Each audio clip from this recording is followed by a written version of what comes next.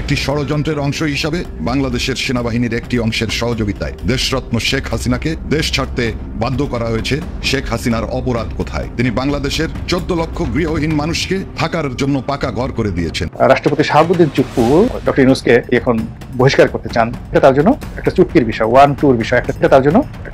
বিষয়, অত্যন্ত দুঃখের সাথে বলতে হচ্ছে যে আমাদের জননেত্রী শেখ হাসিনার মন একেবারেই ছোট। তার মন একদমই উদার না, তার মনটা একেবারে ছোট। কেন বলছি? কারণ তিনি ভারতকে মাত্র 500 টন ইলিশ দিতেন, আর এখন ডক্টর ইউনূস এবং আসিফ নজরুল মিলে তাদের এনজিও সরকার দিচ্ছে 3000 টন। দর্শক, বর্তমানে যে বাংলাদেশের প্রেক্ষাপট এবং যে রাজনৈতিক অবস্থা চলছে তারই আলোকে আপনাদের সামনে বেশ কয়েকটা গুরুত্বপূর্ণ ভিডিও নিয়ে হাজির হয়েছি। দর্শক, যার কিছুটা অংশ বিশেষ আপনারা ভিডিওর শুরুতেই দেখেছেন। ভিডিওর শুরুটা দেখেই কিন্তু বুঝতে পেরেছেন যে আজকে নিউজটা ঠিক কতটা গুরুত্বপূর্ণ এবং ঠিক কোন বিষয়টাকে ইঙ্গিত করছে। তাই বলবো, যারা ভিডিওটি অন করেছেন না টেনে সম্পূর্ণ ভিডিওটি দেখতে থাকুন। তো দর্শক, আমি আর বেশি কথা বলবো না, চলুন দেখে আসবো আজকে সেই কাঙ্ক্ষিত ভিডিওগুলো।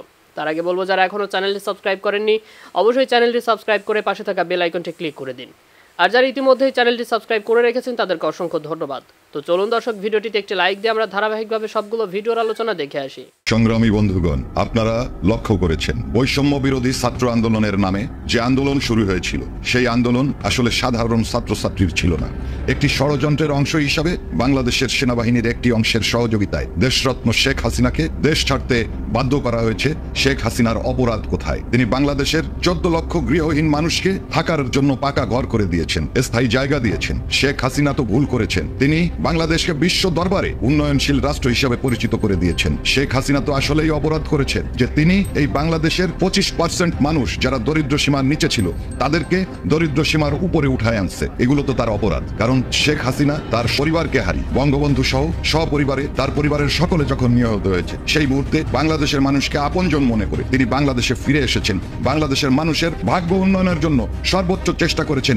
এটাই তার অপরাধ। আজকে আমি বাংলাদেশের সাধারণ মানুষকে একটা কথা বলতে চাই, আপনারা আপনাদের বিবেকের মুখোমুখি হন। শেখ হাসিনা যদি এই দেশের উন্নয়ন করে থাকে, তাহলে শেখ হাসিনাকে সসম্মানে দেশে ফিরিয়ে আনার জন্য আপনারা অন্তপক্ষে আপনাদের বাড়িতে বসে আপনারা শপথ গ্রহণ করুন। ওই বাড়ির কয়জন থেকেই শপথ গ্রহণ শুরু হোক এবং সেই শপথের গুণে আমরা অবশ্যই দ্রুত শেখ হাসিনাকে সসম্মানে দেশে ফিরিয়ে আনবো ইনশাল্লাহ। বাংলাদেশ আওয়ামী লীগ 5 তারিখের পরে আবারও যখন ঘুরে দাঁড়িয়েছে, শেখ হাসিনাকে বল প্রয়োগে বিদেশে যেতে বাধ্য করার প্রতিবাদে বাংলাদেশের বিভিন্ন জেলায় বিভিন্ন উপজেলায় যে প্রতিবাদ মুখর হয়েছে, সেই খবরগুলো আজকে আমাদের মিডিয়ায় আসছে না। তার কারণ মিডিয়ার ত্রুটি চেপে দেওয়া হয়েছে। মিডিয়াকে বাংলাদেশের সাধারণ মানুষের কথা বলার যে অধিকার, সেই অধিকার থেকে তাদেরকে বঞ্চিত করা হচ্ছে। আর আসলে ওনারা কি অধিকার দেবেন? ওনাদের স্বরাষ্ট্রমন্ত্রী মুখ ফসকে বলে ফেলছেন যে বেশি মানুষ মারা গেছে 7.62 অস্ত্রের মাধ্যমে, সেইগুলি সাধারণ মানুষের কাছে থাকে না, সেইগুলি ব্যবহার করে ন্যাটো, সেইগুলি ব্যবহার করে জঙ্গিরা। সেই পদে সাখাওয়াত থাকতে পারে নাই। তা বাংলাদেশের মানুষের অধিকার বা এই সরকারের কাছে আমরা কি আশা করতে পারি? সাংবাদিক ভাইদের উদ্দেশ্যে বলতে চাই, আপনারা নির্ভয়ে সংবাদ সংগ্রহ করুন। রাষ্ট্রপতির পদ নিয়ে এই মুহূর্তে সীমাহীন বিতর্ক চলছে। সংবিধান নিয়ে, এবং বিতর্ক শুরু হয়েছে ডক্টর মোহাম্মদ ইউনূসের ভবিষ্যৎ নিয়ে। যারা আন্দোলনের পক্ষের লোক, তাদের 1 নম্বর দাবি এবং 1 নম্বর পরামর্শ হলো কাল বিলম্ব না করে রাষ্ট্রপতি পদে পরিবর্তন আনা।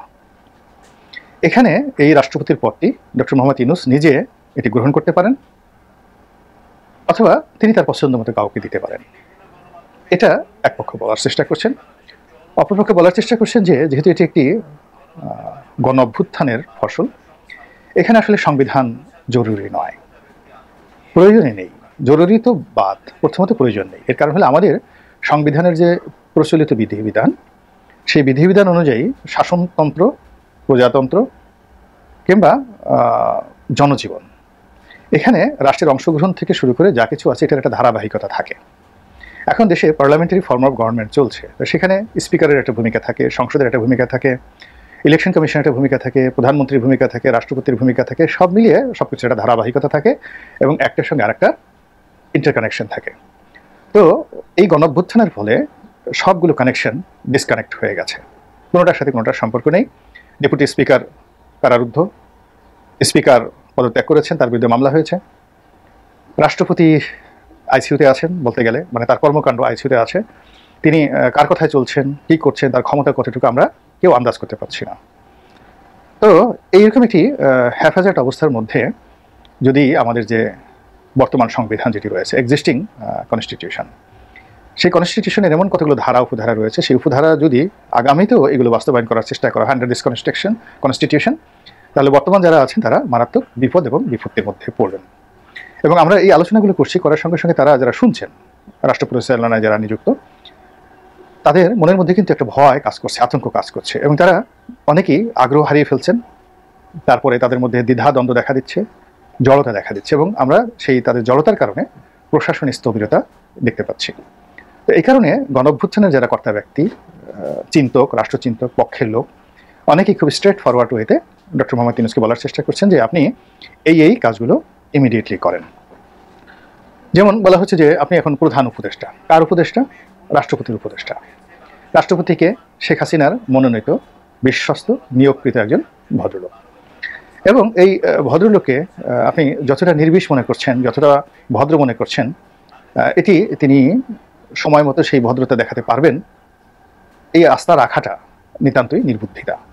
এর কারণ হলো তার নিয়োগকর্তা বা আশেপাশের পরিবেশ, আন্তর্জাতিক পরিবেশ কখনো যদি তাকে কমপ্লাই করে কোনো গুরুতর সিদ্ধান্ত নেওয়ার জন্য, যেমন ধরুন তিনি পরিস্থিতির চাপে পড়ে শেখ হাসিনাকে পদচ্যুত করেছেন, তিনি পরিস্থিতির চাপে পড়ে পার্লামেন্ট ভেঙে দিয়েছেন, পরিস্থিতির চাপে পড়ে তিনি ডক্টর মোহাম্মদ ইউনূসের শপথ বাক্য পাঠ করিয়েছেন। তো একই মানুষকে যদি আবার সেই পরিস্থিতির মধ্যে ফেলে দেওয়া হয়, তাহলে তো তিনি ডক্টর মোহাম্মদ ইউনূসের বিরুদ্ধে সেই একই বক্তব্য তিনি, একই কর্মকাণ্ড তিনি করতে পারেন। তো সেই কারণে কি হচ্ছে যে এই পদটিকে ডক্টর মোহাম্মদ ইউনূসের একেবারে পূর্ণ নিয়ন্ত্রণের মধ্যে রাখতে হবে। এটি ইউনূস সাহেবের যারা আপনজন তাদের একেবারে 1 নম্বর দাবি। 2 নম্বর দাবি হলো যে রাষ্ট্রীয় প্রোটোকল অনুযায়ী আপনি যখন প্রধানমন্ত্রী হবেন, মন্ত্রীদের প্রধান হবেন, তো সেক্ষেত্রে আপনাকে একটা পার্লামেন্ট থাকতে হবে। যদি আপনাকে প্রধানমন্ত্রী হিসেবে সরকার প্রধান হতে হয়, you must have a representation, public representation, যেটি এই মুহূর্তে নেই। তো কাজেই প্রধানমন্ত্রী যদি কেউ পরিচয় দিতে চান, তাহলে তিনি 2য় ক্যাটাগরির প্রোটোকল পাবেন আন্ডার দ্য প্রেসিডেন্ট, যেহেতু সংসদ নেই। তো এই অবস্থায় সারা দুনিয়াতে ডক্টর মোহাম্মদ ইউনূসের যে রাষ্ট্রীয় প্রোটোকল, এটি সরকার প্রধান হিসেবে হবে না, এটি প্রেসিডেন্টের প্রধানমন্ত্রী হিসেবে হবে। এখন বলতে গেলে প্রেসিডেন্সিয়াল ফর্ম অফ গভর্নমেন্ট বলতে যা বোঝায়, আপনি চোখে মুখে যাই বলেন না কেন, ইমপ্লাইড পাওয়ার বলতে রাষ্ট্রপতি শাহাবুদ্দিন চুপ্পু এখন সরকারের প্রধান হিসেবে, রাষ্ট্রের প্রধান হিসেবে সেই প্রেসিডেন্সিয়াল ফর্ম অফ গভর্নমেন্টের যে রাষ্ট্রপতি, সেই ক্ষমতা তিনি ভোগ করছেন। পার্লামেন্ট নেই, জরুরি অবস্থা জারি করার ক্ষমতা তার, মার্শাল ল জারি করার ক্ষমতা তার, এবং যে কোনো ডক্টর ইউনূসকে তিনি যদি এখন বহিষ্কার করতে চান, সরকার ভেঙে দিতে চান, এমনকি সেনাপ্রধানকে তিনি পদচ্যুত করতে চান, এটা তার জন্য একেবারে একটা চুটকির বিষয়, 1-2 বিষয়, একটা তুড়ি দিয়ে তিনি এই কাজটি এক মুহূর্তে করে ফেলতে পারেন। এবং যদি তিনি সেই কাজটি করে ফেলেন, আপনি আমি রাগারাগি করতে পারবো, গালাগাল করতে পারবো, কিন্তু রাষ্ট্রযন্ত্রকে কিন্তু রাষ্ট্রপতির কথা মতো চলতে হবে। কাজেই যখন পার্লামেন্ট চলে, তখন রাষ্ট্রপতির যে পার্লামেন্টারি ফর্ম অফ গভর্নমেন্টে তার যে ক্ষমতা, আর এখন যে ক্ষমতা, সেই ক্ষমতার সঙ্গে মানে কোনো অবস্থাতেই তুলনীয় নয়। দর্শক, আমি আশা করছি আজকের নিউজটা আপনি খুবই মনোযোগ দিয়ে দেখেছেন। সেই সাথে দর্শক, এই ভিডিওগুলো সম্পর্কিত যদি কোনো তথ্য বা মতামত থাকে, তাহলে তো অবশ্যই কমেন্ট করে জানিয়ে দিন।